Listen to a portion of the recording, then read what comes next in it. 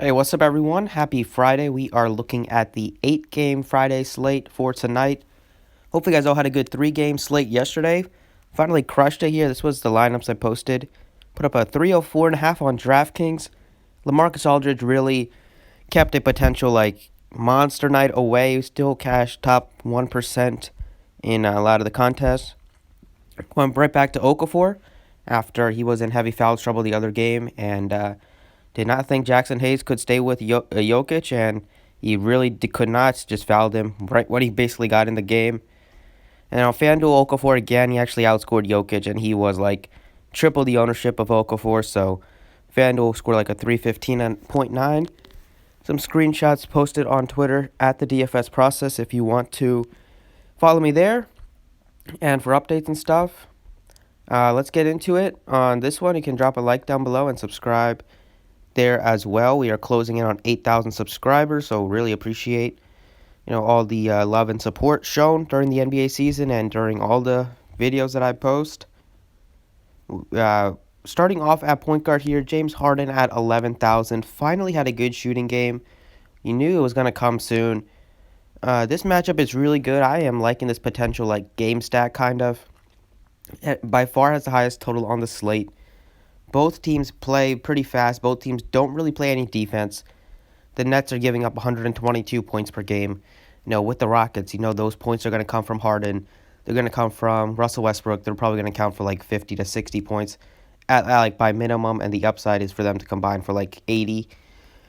At 11K, Harden is still a top play on the slate. I would probably play him over LeBron James, who's been fine. He hasn't really had to do a ton of work because last couple games have been blowouts.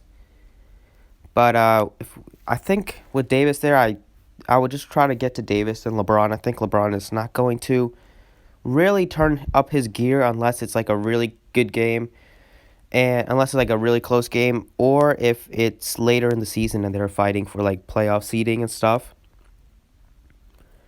But the guy that I want is Kyrie Irving, $9,000, just so cheap for Irving. The only slight concern I have is Kenny Atkinson does like to play him in the low 30s in minutes. The game against Memphis did go into overtime, or else he would have sold 29 minutes in that one. So he's played 31, basically 29 without overtime and 31 minutes. He's still been able to get the job done in those minutes, but we know Kenny Atkinson does like to play a lot of guys and stuff. But Irving is the top guy.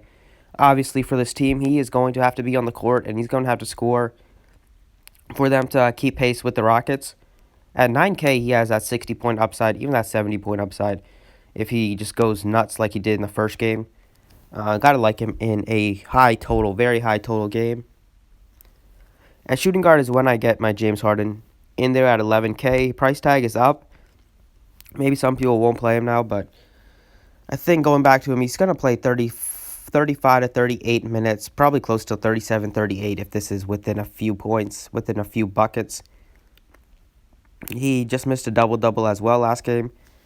I think the only hit in his category is going to be rebounding and a little bit of the assist rate, but he's still going to score a lot. He is still going to facilitate with the assists, and if he gets steals or blocks, that's just icing on the cake for Harden. He's going to take a ton of shots. He loves to shoot. At 11K, matched up against probably LeVert. Harden is, unless he's being double-teamed, he can win any matchup he's given.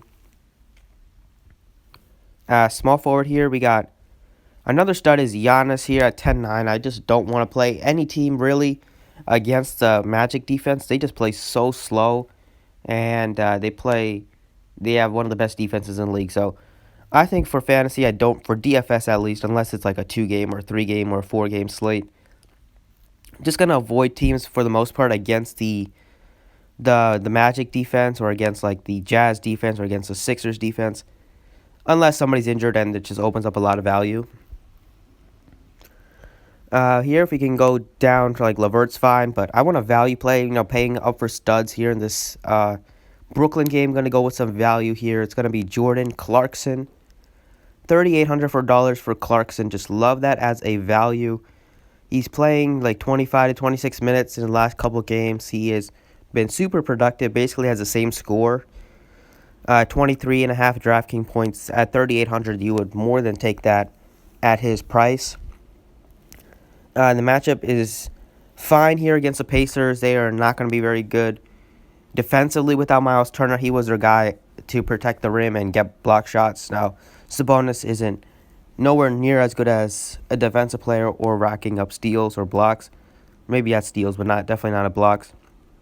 Pacers, letting their opponents rebound at a high percentage, shoot at a high percentage, still giving up decent amount of points per game. I think Clarkson, 3,800 is pretty cheap for his role that he's going to play in the offense.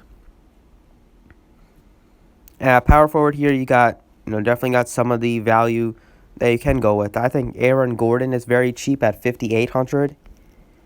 I like TJ Warren at 55. He's finally looking like we expected him to look in his last couple games with over 30 in each. If you go even cheaper here, you can go with like Prince at 49 is pretty solid. Tucker's been fine, but I don't think he's going to continue to shoot the lights out, like shooting 60% from the floor, 59% from 3. 4,700 I think is fine because he's going to play a lot, but I don't expect him to get me over 30. I'm expecting high to mid-20s, low to mid-20s.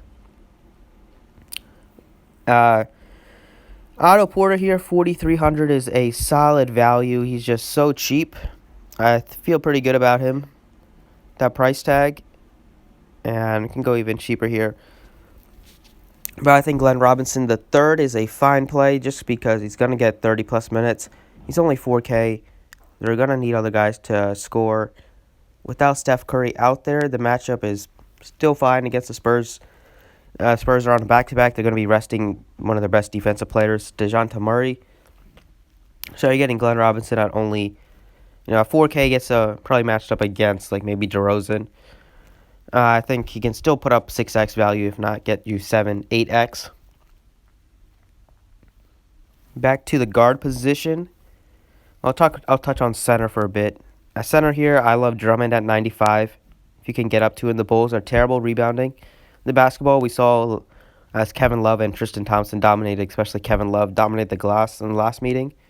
But Love is now priced up to 9,300 after he was 8,200 last game. Don't feel as good about that price tag. I think I would probably go Drummond for $200 more. You can go Sabonis at 8,700. That's fine. But I think going cheap here with like Thompson, I think I'll probably go back to him at 68. Just because he's playing a lot of minutes and been so productive. You can go back to like, if you go cheap here, maybe Christian Wood if Morris is out. So definitely some plays at center, but at guard I'm giving you Brogdon at 88 just because he has the highest usage rate on the team. He's going to continue to have that usage rate, I would expect, as the offense just runs through him. He's been getting rebounds, getting assists, points. He's probably going to have a few triple-doubles with the Pacers this season. And he didn't even shoot the ball well. Shot another poor shooting game, but he still managed to put up almost 60 fantasy points. He's just a different player. You got to get the mentality of him on the Bucks out of your mind. He's now like basically the number one option on the team. So you got to like him at 88. And then last value play is going to be Jordan Poole at only 3,200. Just very cheap. The first round, the rookie for the Warriors, first round pick, I believe, last draft. He's going to get his minutes. He's going to get playing time. Expect him to start here in place of Curry. Now, if they do shift D'Lo to the point guard position, or if they go small like they did against the Pelicans, I think 3,200. He's definitely the cheapest of some of the value plays on the Warriors, and they're gonna need scoring. It can all come from like Draymond Green. He's not gonna score very many points most of the game. So Poole, he's gonna have to be involved offensively. Other guys like Robinson's gonna have solid games, solid scoring outputs. So I think going with a few value plays on the Warriors is fine, just because they're going to get minutes and they're going to get a lot more usage rate without Curry out there. So that's it for Friday. I will keep you posted with changes and stuff. But thanks for watching. I appreciate it. Drop a like if you enjoyed, and good luck today.